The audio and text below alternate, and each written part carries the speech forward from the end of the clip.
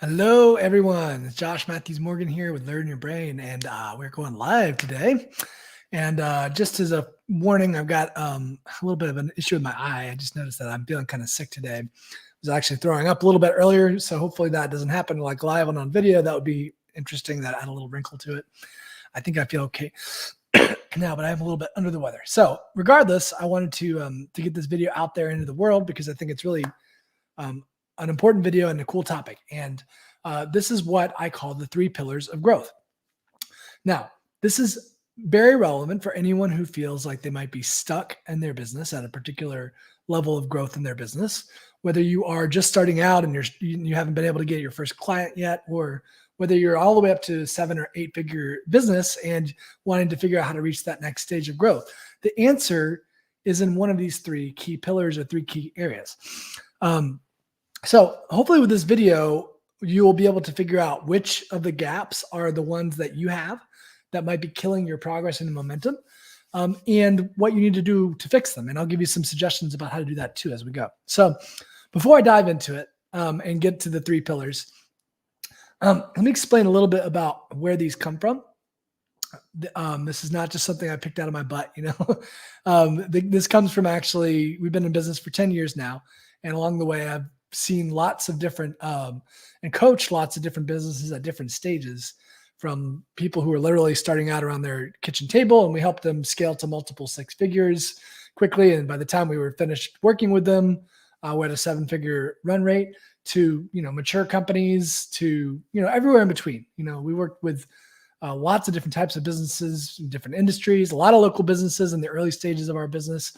And more recently, more online businesses too. So this is something that comes from a lot of experience when I talk about these 3 particular things. So another cool thing is, when I was conceptualizing these 3 pillars, I decided I wanted to run it by one of my mentors who's very, very successful in the coaching industry. And he's got, an 8-figure business, a mid 8-figure business from what I've heard from people on this team. So making in the $40 to $50 million range, right? Pretty successful. And I said, well, these are the 3 things that I believe are the most important things to focus on anytime you want to go to level up and get to that next stage, or get yourself, unstuck. And he said, yeah, those are the 3 things. Now, he used a slightly different word for one of them, the first one, and I'll explain that in a second. But he said, yeah, those are the 3 most important things to focus on. So anytime you get stuck, I want you to ask yourself, this is true for any stage again, which one of these things do I need to work on, right? Which one of these 3 pillars of growth? Now, I don't want you to work on all 3 at the same time. I don't think that's a smart strategy. At the absolute most, wow, there's some yard work or something going on right behind me. Hopefully it doesn't distract.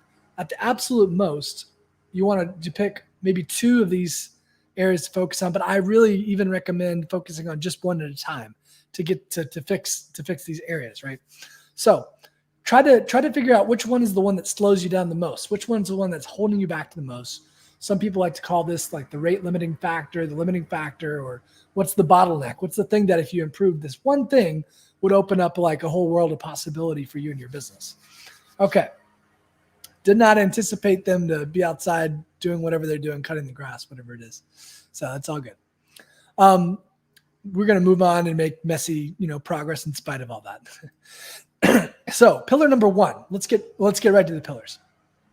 Pillar number 1 is strategy, what I call strategy. This is like, what do I need to do to grow my business at the most fundamental level? Another word for this, some people call this the game plan, the roadmap, the blueprint.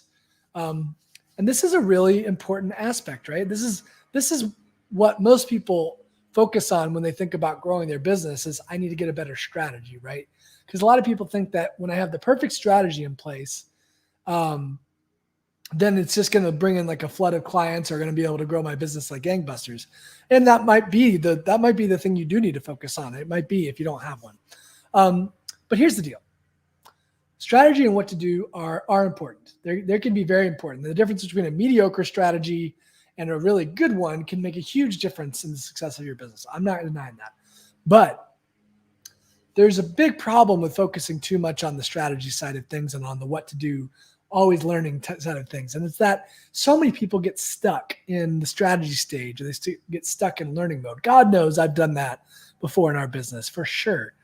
You might struggle with, shiny object syndrome, lack of focus, jumping from one thing to the next, jumping from one strategy to the next. This is so common. I see this over and over again in the coaching industry, but really just business owners and entrepreneurs in general do this because they have this like false belief that if I could just get the right strategy, then clients will start flooding in and my business will grow like gangbusters. But it doesn't work like that, right? It doesn't really work like that. And what happens is you end up getting into like a learning loop where you're just learning a lot, thinking you have to learn another thing and learn another thing, but you're not implementing what you're learning, right? And so that creates what we sometimes call a knowing-doing gap, right? Knowing-doing gap. So the gap between what you know, like what you know how to do, or what you know, your head knowledge, is way bigger. The gap is big between that and what you're actually doing with that knowledge, how you're implementing that knowledge to get results in your life and in your business. So we all know a lot more. We all know more than we can do, right? And that's a natural phenomenon to have a knowing-doing gap, but just don't make that gap too wide. And don't just keep learning and learning, thinking that's going to solve your problem and grow your business. It's not. So it's really not. I want you to think differently about strategy. Now, it's not about finding that perfect strategy that's going to create the perfect results. It's about consistent execution of a strategy, and that's what's going to create results. It doesn't have to be the perfect strategy. And I know this sounds kind of obvious to say it's the consistent execution of it, but this is where a lot of people honestly get stuck. They just don't implement what they learn, right? And there's lots of reasons for that, which I'll get in particular in the second pillar when we talk about that. But I will say this: give me someone who's got a mediocre, good enough strategy, but who's willing to rapidly implement that and refine it and execute it as they go. Refine it as they go, right? Because that's where you really build expertise and get better is in the refinement of a strategy. Give me that over the person who's always trying to look for the next perfect strategy. That person, the first type of person, will win out, 99 times out of 100. And here's a quick story to really drive this point home. In recent years, we've invested close to $38,000, probably more than that, probably closer to 40, on learning strategy and what to do, and gone through multiple high ticket programs and so on and so forth. And that's another story for another day. But there's one lady in particular who I won't name right now, but she's one of my coaches who I went through her high ticket program, and honestly, her program was the least impressive in terms of the strategy and the tactics that she taught. It really was a lot of stuff that I either knew already or just wasn't. It was kind of outdated and not even that good. And I had seen other, better ways of doing things. But here's the key thing: she personally was at the 6-figure a month level. So she was bringing in, on average, over $100,000 a month. Last I heard, like 140, 150K. That's a lot of money to bring in a month, right? So her personal strategy, like the strategies that she taught and the strategies that she used, weren't the best. They weren't the optimal. Because I'd studied lots of other things and I knew that. I knew that there were better ways to do it. But the difference is she was a massive action taker. She took lots of massive, messy action. And she made more money than the people who were teaching the better strategies, for the most part, right? There's some exceptions to that. But so it just kind of shows you that strategy is important, but it's not everything. And don't think it's everything. Don't get stuck there because, I've already kind of beaten this horse to death, but I want to give you just a few quick thoughts, some final thoughts on, strategy. And these are the common mistakes that I see a lot of people making when they pick out a strategy. The first one is you want to give yourself at least 90 days to be able to execute any new strategy. 90 days. Okay. Don't try something for a day or a week and say, oh, it's not working. Let me try something new. That is horrible, right? That's the fastest way to kill your results, because you start a whole new learning cycle at that point. Then you go, oh, I've got to learn something new. And my eye is really red. Don't do that. Okay. Don't make that mistake. I've definitely done that. Give yourself 90 days to execute and refine the strategy, and then evaluate after those 90 days. Is it working? What, you can tweak it and refine it as you go, but don't throw it out before 90 days is up, right? And start something new. Don't do that. So it's way better to stick with one strategy and refine it as you go versus bouncing around and claiming, oh, that didn't work, right? And here's the third really thing I want you to drive home. Two things. Pick a strategy that fits your style, okay? And there's a lot that I could talk about that in this subject. I don't want to go deep on that because there's just so many different factors that are involved in this. But it does need to be a strategy that you resonate with, or that plays to your strengths, right? I think that's really important. Or one that you can adapt so that it does. So the other thing is track your results as you go. This is vitally important. How do you know if something's working if you're not tracking it, right? I like to be very meticulous about how I track things so I can know, is it working and how can I improve it, right? Those two main things. So if you're using a strategy that you can't easily track, either try a different strategy or find a way to track it better, right? There's you can get creative in finding different ways to track things. And I could shoot whole videos on this too, this whole one subject, but that's a really important key point. All right. So what I'm going to do with each of these pillars is give you a few self-assessment questions. And at the end, when this video is done, I'll put these questions in the chat so everyone can see them, or put them in the comments. So question number 1 on strategy, right?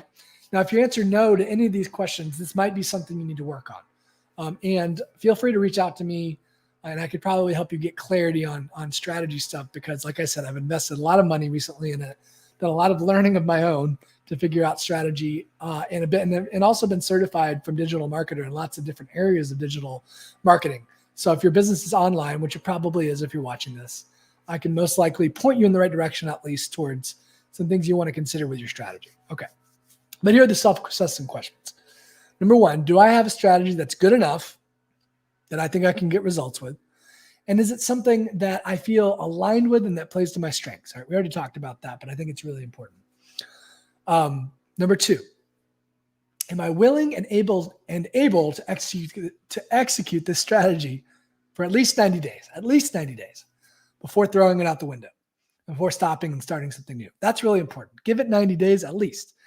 If it's not working at all after 90 days, then reevaluate. If it's working some, but could be optimized, then do that and stick with that strategy for the next 90 days. So you don't need to have 5 different strategies, right? For getting customers in particular. The third question, right, is, can I track the results of my strategy over time? If you can't, find a way to do that or pick a different strategy, because it's really not worth it if you can't track it. You won't even know. You'll be flying blind completely. All right. That's pillar number 1. I could tell this is going to be a longer video already, but it's got some really important, valuable points down the road. So please hang tight with me. So the second pillar, this is the most important one. Okay.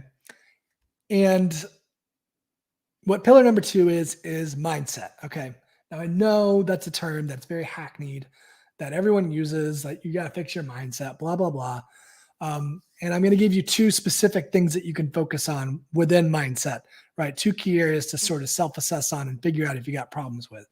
Now, I'm not saying that mindset is important because I'm a mindset guy myself. Like that's what a lot of our coaching is based around.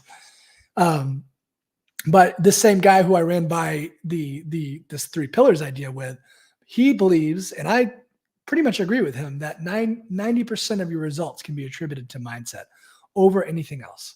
Mindset is 90% responsible for your success. It's a huge, huge, huge factor. And, you can quibble with the percentage and say it's more or say it's less, but regardless, it's a huge, huge, huge factor. And this is where I see most people struggle and most people fall down, is in this area. Now, this is the main reason where people aren't where they want to be. It's not because they don't have a perfect strategy. It's because they don't have a rock solid mindset. And here's the thing. I've seen this over and over again. People with great mindsets, who are rock solid mindsets, and I can define that a little bit more later. That takes them so far. They can go so far with just that alone. It's the people who are not just learners, but rapid implementers, rapid executors of strategy and plans. Those are the ones who tend to grow the fastest, right? Now, this is a really big topic, and of course, I could talk about it for hours, and we have other trainings on mindset. So, don't worry, I'll be talking about this subject plenty more. But I want to keep it really simple for you in this video to see if you might have a problem in your mindset and for you to self-assess, right?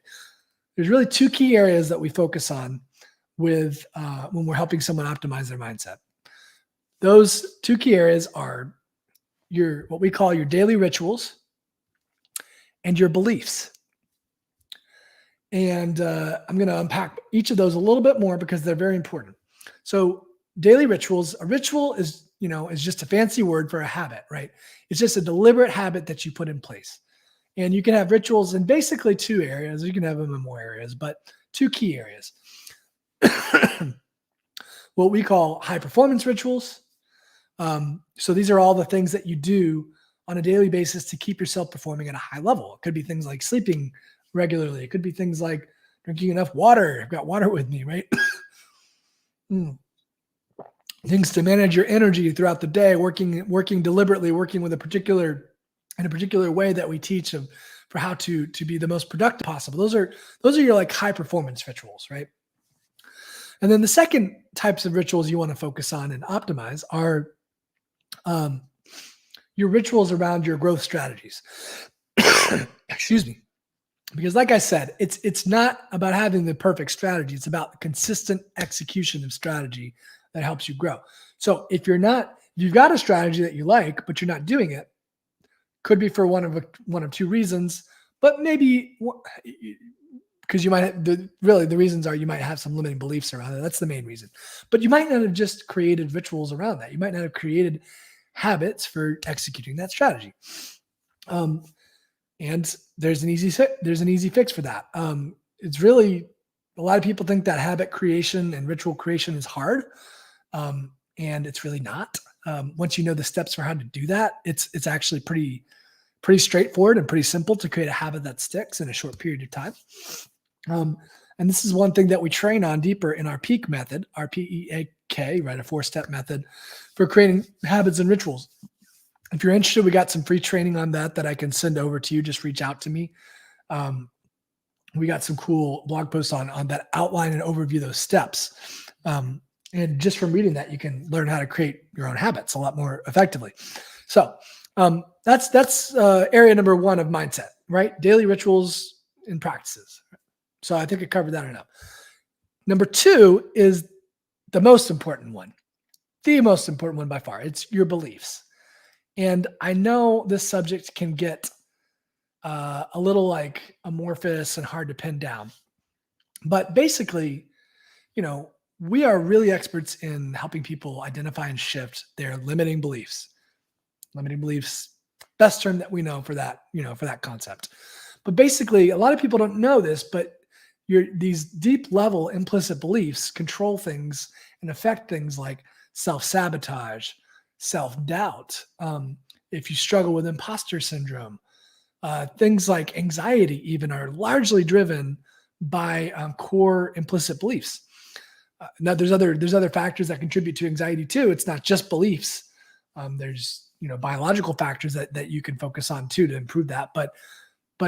But implicit beliefs are a huge piece of the puzzle for solving that. When we're working with someone and find that they're not executing their strategy consistently, the first place we look at is in this beliefs area. Do you have any beliefs that are blocking your success? Now, like I said, this is our greatest area of expertise and passion. And so we've created a lot of free training already that we have in our Facebook group and in other places. But here's the thing I want you to know about shifting beliefs. It's really like creating rituals. It's really not hard to do when you know the steps. It does take knowing the steps, but You can delete any limiting belief within 10 or 15 minutes or less once you know how to do it. And if you don't believe me, you can watch some of our free coaching session videos where I literally do live coaching sessions with people and delete their limiting beliefs in minutes, right? So, excuse me. Like I said, we've got lots of free training on this subject already, and we got lots more planned because this is our greatest area of passion. So if this is something you think that you might struggle with, just stay tuned or ask me for some of the training that we've already created, or talk to us to see if we can help you more directly than just going through our free training, right? Because we're very skilled at this and at helping people shift this. Okay, so some self-assessment questions for you to ask about your mindset. I'm gonna give you two questions to think about on when it comes to your rituals, and two for your beliefs. The rituals self-assessment questions are: do I have a set of daily practices that keep me performing at a high level day in and day out? Right, that's really important to have, and to keep your mindset at a high level too, from day in and day out.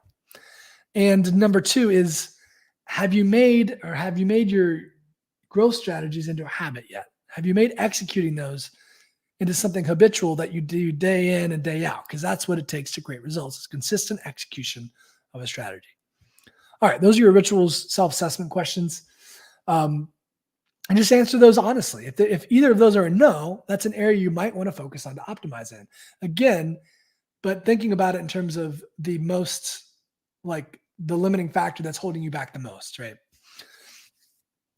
Your beliefs self-assessment questions are: number one, do you have an unshakable mindset of confidence when it comes to building your business? Do you have lots of confidence? Do you have lots of resilience when things don't go your way? If you don't, you might want to look at your beliefs. Having some daily practices can help with that too. And then the second question is: do you enjoy every aspect of your strategy for growth? Do you enjoy doing it? Now, this is really important, because if you don't enjoy doing your strategy, number one, you're probably not going to do it long term. It probably won't stick if you don't actually enjoy it. A lot of people think you have to slog through their day and do really hard things that they hate. That's not true. I don't believe in that at all. But if you don't enjoy it, it's for one of two reasons. Either the strategy that you've picked is not in alignment with who you are. It's not in alignment with your values. It doesn't resonate with you. It doesn't line up with your strengths, all that stuff. And that's an easy fix.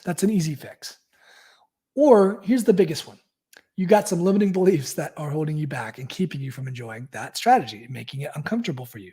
Okay. Pretty straightforward. We've already talked about that enough. So, all right. So let's get to the third key pillar. This one is also something a lot of people focus on a lot, and it's important. The third pillar is your skills, right? Your skills. Now, I'll give you some examples of what some skills are and what I mean by skills. I'm not meaning like you got mad skills, that type of thing. Well, let me give some examples now. I think that'll help make it clear. So here's some what I call core skills, right? Which are essential skills for success that all business owners should have at least a proficient level at. Okay. The biggest one, number one, is marketing and sales, right? Those are each kind of their own different skill, but the business owners that I've seen grow the fastest have good skills, strong, solid foundation in marketing and sales. Okay. They might be naturally gifted at it, or they might have worked at it and done trainings on it and stuff to build that skill, but they have it. Okay. So if you don't have that, that's probably the first one that I would focus on. Some other key skills, creating products and creating offers that people want to buy. Very, very important.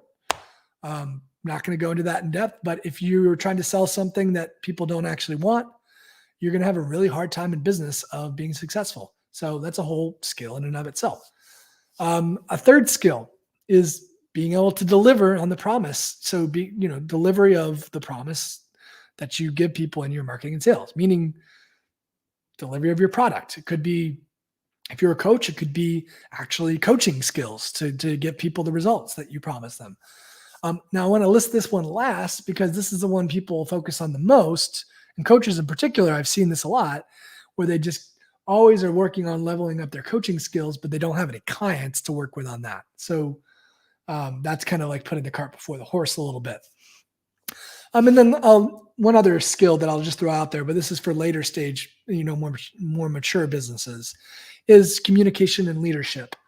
Communication is kind of a meta skill, but like leadership skills and leadership development, so developing people around you. But that's really more for people who have larger businesses and have teams of people, right, who they work with. So here's the thing about skills. Excuse me. This is the last place you want to look. And I believe it's the last place that you want to work on optimizing. And here's why. Getting the right mindset in place is vastly more important for skill development than anything else. And I'll give an example of that. For example, like so much of selling and sales is about mindset. I would say 90% of selling and sales is mindset, and 10% is what you say and what you do. I'm sure some sales trainers would disagree with me on that. But if you have the right mindset going into a sales call, you don't need to know all the perfect words, right? Because the sales isn't about having a perfect script that you follow. That's completely not what it's about. But if you have an amazing mindset, for example, if you can go into it feeling completely detached and at peace with whatever outcome happens, whether the prospect signs up to work with you or not, that will inform the words that you use and the skill side of the equation, right? If you're able to accomplish that, you can go very far with just that one mindset hack alone of being detached from the outcome, right? That's huge. That lends itself to lots of other really cool stuff you can do in a selling environment when you have that detachment. But if you have some negative beliefs around selling, if you have some self-doubt, if you have a lack of confidence, if you don't feel like you can charge that much money or your product isn't there yet, any of those things that people struggle with, it doesn't matter what words you use or you say, you're going to trip yourself up over and over again. Your emotional brain, as we call it, is going to hijack your sales activity. Okay. It's going to make it so that you struggle to make sales, even if you've got the skill behind it, right? Does that make sense? So that's why mindset is usually the most important thing to quote unquote master or get fixed, get in the right place before you start looking at skills. But I will say this, skill is still very important. It's still a very important piece of the equation. And if you don't have the right skills in place, it can cause you to fall down, right? So let me just talk about what that means when you're not good enough at a skill yet, okay? So I think this whole thing of not good enough obviously is triggering because a lot of people have imposter syndrome and they believe I'm not good enough as a person, right? That's not what I'm talking about. When you honestly self-assess and look at your level of skill and say, ooh, I need to get better at this. I'm not good enough yet at selling, or I'm not good enough at copywriting or marketing or whatever product creation, whatever skill it is that you've identified you need to get better at. It's okay to say, I'm not good enough at that yet. There's plenty of times in my life when I have honestly self-assessed like that and said, I need to work on this skill. I'm not good enough. So here's how you know, okay? So how do you know if you're not good enough at a particular skill? I have a unique take on this that maybe not other people talk about. Here's the best way, and really, I don't want to say the only way, but the best way to know. You have to track your results, okay? It gets back to tracking that I talked about in the strategy stage too. So what do I mean by that? Well, if you believe that you're not good at sales, but you're not tracking your results over time, you're not trying to do the skill, how do you know that you're not good at skills? Because here's the deal. People are awful, and we know this from psychology research. There's an effect called the Dunning-Kruger effect. where people are just terrible at self-assessment and knowing where they're at on particular skills relative to everyone else, right? They usually people think they're a lot better than other people, than the average at certain skills. That's what Dunning-Kruger is mostly about. But also sometimes if you have lack confidence, you might believe that you're bad at a skill that you're really not bad at, right? So how do you know? Well, the only real way to know is to try to bring some objectivity to that and to, track your results over time and compare them to benchmarks, right? Compare them to industry benchmarks. For example, let me make this very practical. If you are working on your sales skills and you want to know how good am I at selling? Well, you need to track your close rate. Like how many on average, how many strategy sessions or whatever sales calls do you have and how many do you close? Now, there's a lot of factors that go into that, but you should be tracking that number. And let's say the industry standard for your industry is 20%, something like that, 1 out of every 5. Well, if you're not tracking, how do you know if you're hitting 20% of closing 20% of your sales? Let's say you do track over time and you find you're at 10%. Well, that's a bottleneck, right? Like that's something that you probably should improve. If you got that up to 15, 20%, that would be that one linchpin would dramatically increase your income, right? So, but let's say you found out you're at 30%. Awesome. I mean, you're above the industry standard, you're above the benchmark, and you probably don't need to focus on that skill right now. Maybe you could get it up higher, but that might not be your bottleneck, right? So that's really the best way that I know to tell people like to self-assess with their skills. If you can't track your results like that, like with a rate, like a success rate of something, then the other way is to get objective feedback, right? Objective feedback, truly objective. So for example, let's say you're working on the leadership development skill. Well, you can think you're a fantastic leader, but what do the people around you think about that? Like, do the people around in your sphere who work with you directly think that you're a great leader? So you might want to get an anonymous 360-degree evaluation to really see where you stand as a leader, right? So it's a lot of people they're not honest with themselves, and they don't have a frame of reference for whether something is good or not as a skill. So that's why I want you to focus on that one last and only try to optimize it when you have objective measures that tell you, I need to get better at this, right? All right. So, right, because here's how you get better at a skill. I almost forgot to mention this. You do it first. You try it out. You see what works and what doesn't work as you try it out. You track it with data and learn over time, and then say, okay, this next time, instead of doing this, I'm going to try this. And then you continue to track and continue to refine as you go. That's basically how you get better at any skill. If you're lacking the objective feedback, whether it's from a mentor, whether it's from, an evaluation, or whether it's from whatever, then you're flying blind, right? You don't know how to do it. All right. So I've gone on long enough. I'm going to leave you with just a few self-assessment questions on the skill side of things. First one, have you identified a set of core skills that are essential for you to be successful? All right, that's really important to do. And there are not that many skills, maybe 3 or 4 skills that are really important to be successful. Number 2, do those core skills, do they match the stage that you're currently at in your business? Are they the skills that you need right now to grow your business? And do they match your current strategy? Okay, that's important. And because you don't want to be working on leadership development, for example, if you're a solopreneur. That makes absolutely no sense, right? If you don't have a way to exercise that skill. So anyways, the third question, if skill is your bottleneck, if you discover that it's your bottleneck, how do you plan to measure your progress along the way and to improve that skill? That's it. So last thing I want to say about skills. We're probably, unless the skill is mindset, we're probably not the right people to hire for those types of skills. There are people who specialize in sales and sales for coaches, sales for XYZ, leadership development. There are people who make it, their entire training and their entire purpose to help people improve those skills. So if that's an area you struggle with, don't hire us for that unless it's mindset. But I've got a referral network of people that I can refer you out to and get you some help on that area if you discover that's what you need to improve. So cool. So let me just recap the 3 things. This video has gone on a little longer than I anticipated, but that's okay.